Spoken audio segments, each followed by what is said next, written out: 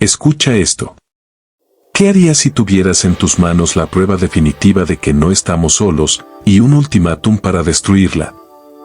Esta es la historia de cómo compré una reliquia alienígena en una subasta, un artefacto de 200 millones de pesos, y la razón por la que el Consorcio Galáctico exigió su desmantelamiento inmediato. No era solo una nave. Era una cápsula del tiempo, el testamento de una civilización perdida. Y mientras la sierra de plasma esperaba en el hangar, descubrimos que su verdadero valor no estaba en su tecnología, sino en el mensaje que ocultaba. Un mensaje dirigido, inexplicablemente, solo a la humanidad. Lo que encontramos dentro cambiará todo lo que crees saber sobre nuestro lugar en el universo. Querrán que te quedes hasta el final para ver el plano que nadie debería haber visto. Empecemos. La nave. No era elegante, era brutal, con cicatrices de batallas que databan de milenios. Su nombre oficial, en los registros del consorcio, era Reliquia X-7. En la subasta, la llamaban simplemente la chatarra más cara de la galaxia. Gané la puja contra un conglomerado de desguace, y esa misma noche, recibí la llamada. No fue una felicitación. Fue una orden de cese y desista. El Consorcio Galáctico me dio 72 horas para comenzar el desmantelamiento. Argumentaron peligro de tecnología contaminante y violación de acuerdos de no proliferación. Mentiras. La verdad era que no querían que un humano tuviera esto. Sabían que, si la abría, el secreto que guardaba saldría a la luz. Y ese secreto, estaba a punto de costarme mi vida y mi fortuna, el tiempo se agotaba.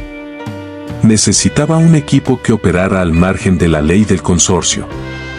Reuní a una arqueóloga seno, el Dr. Kael, una renegada del Instituto de Estudios Prohibidos, y a una ingeniera, Sara, la única que podía descifrar circuitos que funcionaban con principios de física imposibles.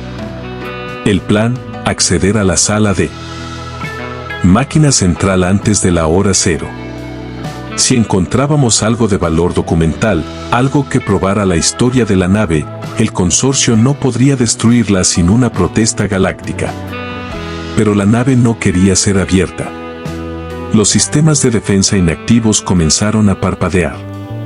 Era como si la nave estuviera esperando a que llegáramos. El primer obstáculo fue la coraza externa, el escudo adaptable. La nave estaba hecha de un material que parecía absorber nuestra energía de corte.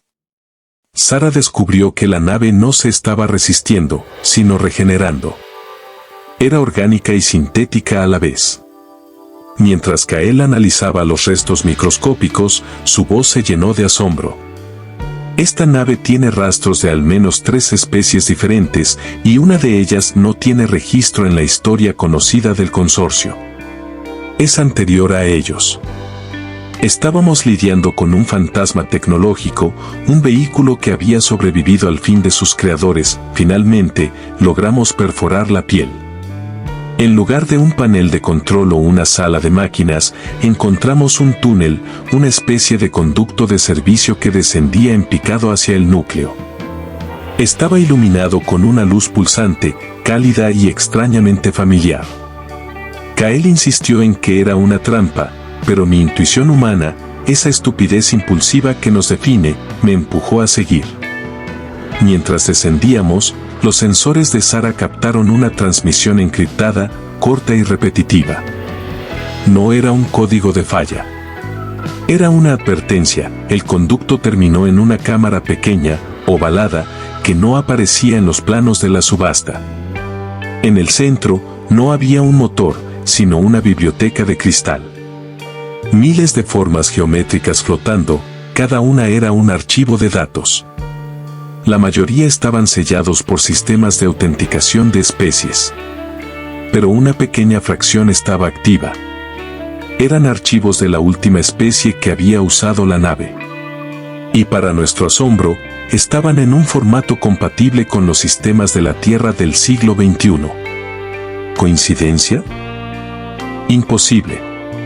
Esta nave había sido preparada para que la encontráramos. El archivo más grande era un video, una narración visual. Mostraba una guerra, no entre especies, sino contra una plaga silenciosa y universal que devoraba la materia oscura. Pero lo más impactante fue el final del video. La criatura que narraba la historia era de una especie que ya no existe, pero sus últimas palabras fueron: hemos fallado. Hemos confiado en la fuerza y el intelecto. Ahora, solo queda la esperanza, en la especie que no teme equivocarse. Y luego, la criatura se enfoca en algo familiar. Un mapa estelar. Nuestro mapa estelar, Sara logró acceder a un segundo archivo, etiquetado simplemente como solución. No era una solución tecnológica a la plaga, era un plano. Un diseño para un motor de distorsión espacial que superaba los límites del consorcio. Lo llamaban el salto de fe. Pero el plano no estaba en código. Estaba incompleto y diseñado para ser ensamblado usando algo que solo los humanos poseían.